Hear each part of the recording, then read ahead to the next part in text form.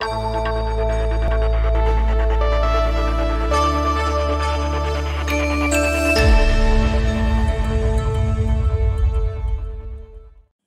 sejahtera saya ucapkan kepada panel hakim dan hadirin sekalian. Saya Ervina Laing, guru dari Sekolah Kebangsaan Sungai Antulang, Bakong Miri, ingin membentangkan kajian tindakan yang bertajuk Meningkatkan Kemahiran Menulis Perkataan KVKVK menggunakan papan luncur KVKVK dalam kalangan murid pemulihan khas. Refleksi pengajaran dan pembelajaran lalu. Masalah yang dihadapi oleh murid pemulihan khas iaitu dalam kemahiran menulis perkataan KVKVK. Terdapat beberapa orang murid pemulihan khas melakukan kesilapan semasa menulis perkataan KVKVK. Mereka tertinggal satu huruf di belakang perkataan KVKVK. Sebagai contoh, rumah ditulis sebagai rumah, kipas ditulis sebagai kipa, katak ditulis sebagai kata. Sesungguhnya, murid pemulihan khas mempunyai daya kognitif dan ingatan yang lemah berbanding dengan murid di arus perdana. Hal ini menyebabkan mereka sukar untuk menerima sesuatu pembelajaran dan mereka mudah lupa terhadap pembelajaran yang lalu. Hal ini turut berpunca daripada amalan saya sendiri. Saya jarang menggunakan bahan bantu mengajar yang maujud sehingga menyebabkan murid tidak menumpukan sepenuh perhatian semasa saya mengajar. Fokus kajian adalah untuk meningkatkan kemahiran menulis perkataan KVKVK dalam kalangan murid pemulihan khas dengan menggunakan bahan bantu mengajar yang maujud dan menepati ciri-ciri murid pemulihan khas. Objektif kajian. Objektif am adalah untuk meningkatkan kemahiran murid pemulihan khas untuk menulis perkataan KVKVK. Objektif khusus, yang pertama, murid dapat membaca perkataan KVKVK dengan betul, murid dapat menulis perkataan KVKVK dengan betul, dan yang terakhir, guru dapat menebah baik amalan di dalam pengajaran dan pembelajaran. Kumpulan sasaran. Kumpulan sasaran terdiri daripada 2 orang murid pemulihan khas yang belum menguasai kemahiran menulis perkataan KVKVK.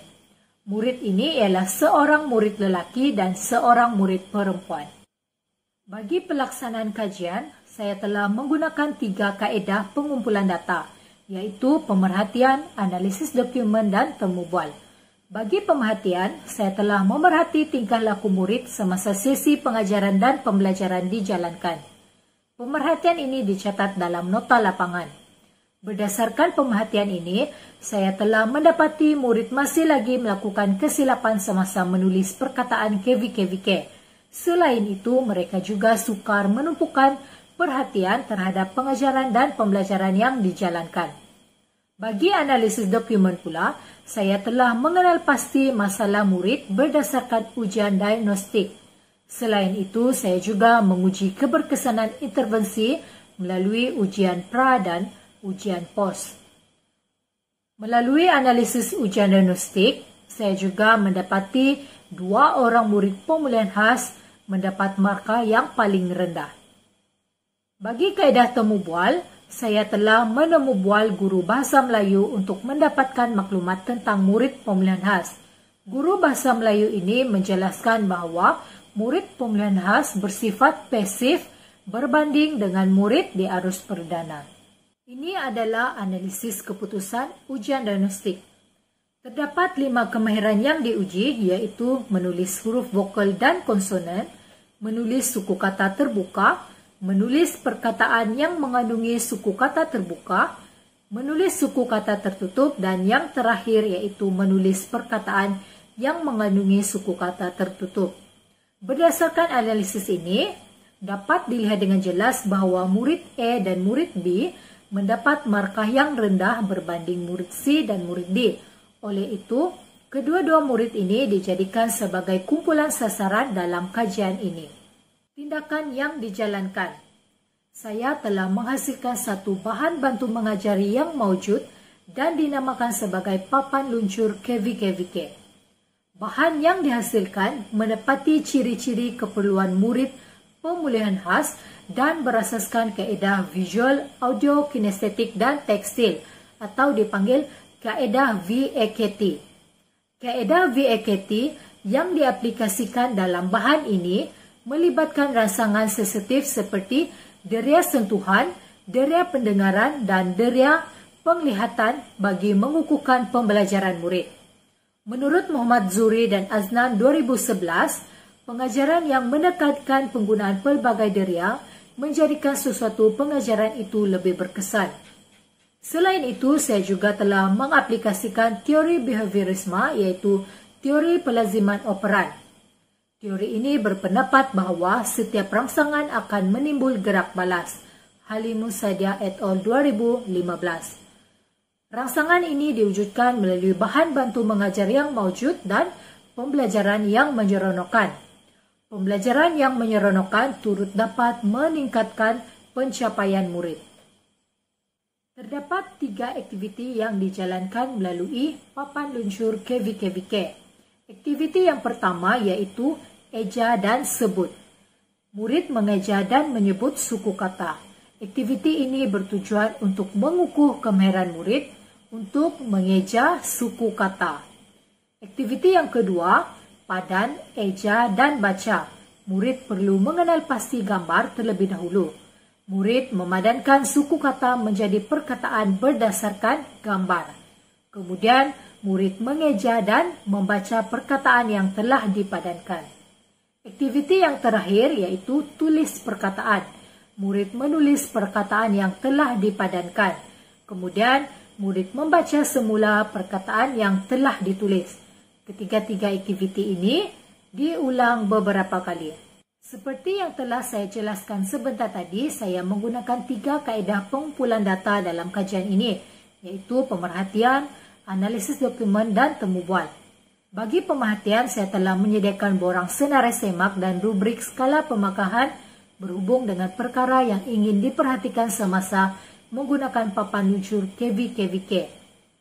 Berdasarkan rubrik skala pemakahan, skor 1 menunjukkan murid kurang berminat, skor 2 menunjukkan murid berminat, dan skor 3 yaitu skor paling tinggi menunjukkan murid sangat berminat. Terdapat 4 perkara yang diperhatikan dalam pemerhatian. Pemerhatian ini dijalankan sebanyak 3 kali. Berdasarkan hasil pemerhatian, murid A dan murid B mencapai skor yang tinggi pada pemerhatian yang ketiga. Hal ini menunjukkan murid sangat berminat menggunakan papan luncur KVKVK untuk belajar menulis perkataan KVKVK. Seterusnya iaitu analisis dokumen. Saya telah menganalisis keputusan ujian pra dan ujian pos. Ujian ini dijalankan untuk melihat tahap pencapaian murid sebelum dan selepas menggunakan papan luncur KVKVK.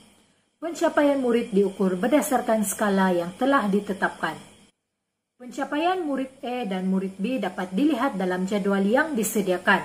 Dalam ujian pra, kedua-dua murid ini menunjukkan pencapaian yang agak lemah, di mana murid A mendapat skor 2/10, murid B mendapat skor 4/10. Namun, dalam ujian pos, kedua-dua murid ini menunjukkan pencapaian yang sangat baik. Murid A mendapat skor 9/10 bersamaan dengan 90%, manakala murid B mendapat skor 10/10 bersamaan dengan 100%. Kedua-dua murid ini menunjukkan peningkatan yang sangat baik. Tahap pencapaian murid A dan murid B dalam ujian pra dan pos boleh dilihat dalam graf bar perbandingan ini. Kedua-dua murid ini menunjukkan pencapaian dan peningkatan yang sangat baik. Peratusan bagi peningkatan kedua-dua murid ini adalah sebanyak 70%.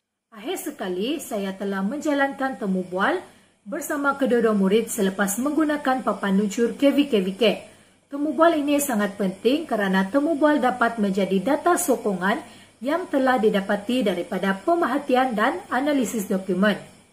Berdasarkan hasil temu bual yang telah dijalankan, saya mendapati murid berasa seronok menggunakan papan luncur KVKVK. Hal ini kerana papan luncur KVKVK bersifat maujud, menarik dan mudah digunakan. Selain itu, saya juga mendapati papan luncur KVKVK memudahkan murid untuk menulis perkataan KVKVK. Murid dapat menggunakan pelbagai daya semasa menggunakan papan luncur KVKVK. Sebagai contoh, murid dapat menyentuh bahan yang digunakan untuk belajar. Penggunaan pelbagai daya ini telah membantu murid untuk memudahkan mereka lebih faham terhadap sesuatu pembelajaran. Sepanjang kajian dijalankan, saya telah mengenal pasti kelebihan dan kelemahan kajian. Bagi kelebihan, penetapan objektif kajian membantu saya untuk menghasilkan bahan bantu mengajar atau intervensi yang berkesan. Bahan yang dihasilkan berjaya menarik minat murid untuk belajar, sekaligus meningkatkan tahap pencapaian murid untuk menulis perkataan KVKVK. Bagi kelemahan pula, kajian tidak dapat dijalankan mengikut masa yang telah ditetapkan. Selain itu, kelemahan dikenal pasti daripada kekurangan dari segi bahan. Bahan yang dihasilkan tidak tahan lama dan tidak kukuh.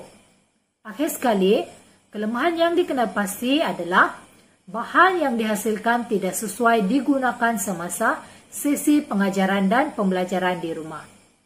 Bahagian yang terakhir yaitu cadangan untuk kajian yang seterusnya.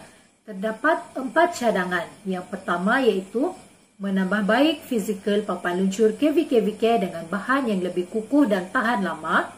Yang kedua yaitu mengintegrasi teknologi maklumat dan komunikasi dalam penggunaan papan luncur KVKVK. Sebagai contoh, memasukkan video dan QR Code. Cadangan yang ketiga yaitu menjadikan murid-murid prasekolah sebagai kumpulan sasaran. Yang terakhir yaitu memperluaskan penggunaan bahan dengan kemahiran atau mata pelajaran yang lain. Sesungguhnya, penghasilan kajian tindakan ini telah membantu saya untuk mengenal pasti kelemahan dan melakukan penambah baik dalam amalan pengajaran dan pembelajaran di dalam bilik darjah. Sekian saja daripada saya. Terima kasih.